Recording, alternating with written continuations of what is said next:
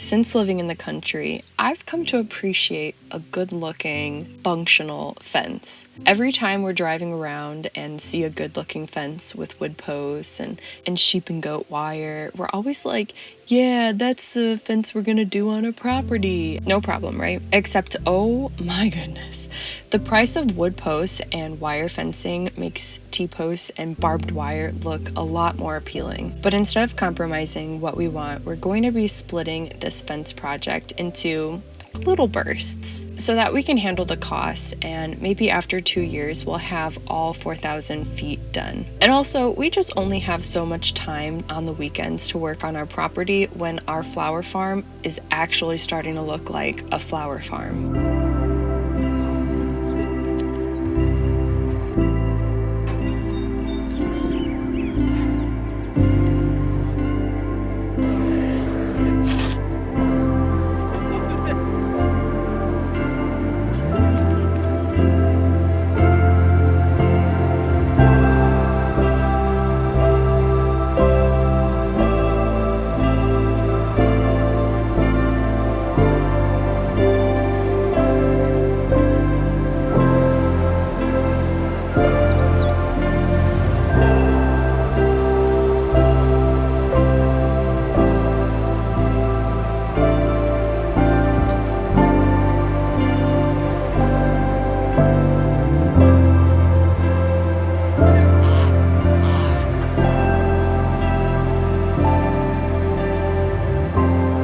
Today, we are starting on the driveway portion of the fence. We wanted the fence to come in off of the road so that when we're building our house and driving in with a trailer loaded with building materials, we don't have to sit in the street while we wait for the gate to open. So instead, we can drive into our driveway, which we need more gravel for, and we'll be out of the road when the gate opens. Wow, look at those muscles. We're using 6-inch treated posts for our H-brace posts and 4-inch treated posts for our regular posts. I'm going to try and not use the word post too much because I feel like it's going to get kind of a lot. The posts we used, no, I'm just kidding. For this project, we needed a 3/8 inch drill bit that's long enough to go through a 6-inch post and then some, a hammer, fence staples, cripples for every H-brace, a 10-inch long 3/8 inch brace pin, a 5-inch long 3/8 inch brace pin, so one of each of those for every H-brace will do, high tensile wire, a gripple clamp, a post hole digger with a long enough auger so that you don't have to use a manual digger like we had to, some sort of saw, whether it be a hand saw or a chainsaw, and then a 2x2 to help tamp down the dirt. We managed to get most of the posts about 30 to 32 inches deep, and we'll go in at a later date with a chainsaw to cut the tops to make them the same height. So we started by installing the first and second 6-inch posts 8 feet apart to work as an H-brace when we have the fencing up. So the back post will always be the post that you stretch your fencing from, and you'll always stretch your fence from the back post in the direction towards the front post. The back post is where we're going to attach our wire fencing, and that post we will use the 5-inch long brace pin. And the front post is the second post our wire fencing will be attached to, and on that post we're going to use the 10-inch long brace pin. On the back post, we only drilled about 3 inches deep at 40-ish inches high, and on our front post we drilled all the way through at the point level with the hole drilled on the back post. After the 4-inch brace post has been cut to length, we're going to drill 2-inch deep slightly above center. That way the brace post will be bottom heavy and won't spin around when we drill the other side. Okay, so we take the 5-inch brace pin and hammer it into the back post, and then attach the brace post that we just drilled.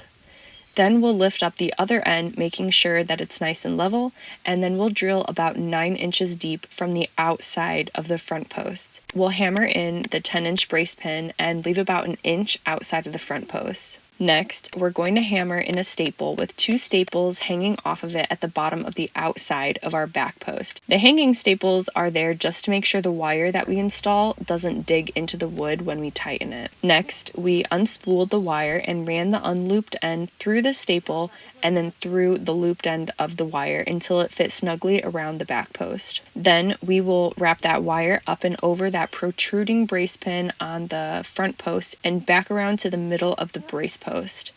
We slipped the gripple on the wire and slid it to the middle in between our 2 6-inch posts. Then we'll use this gripple clamp to pull the wire through while simultaneously making it more and more taut. This tool was absolute crap. Do not buy the plastic one. We ended up leaving the wire long here because we needed bolt cutters to cut it and we just didn't have those on hand. And then we stared at it because it's pretty cool doing stuff on your own property.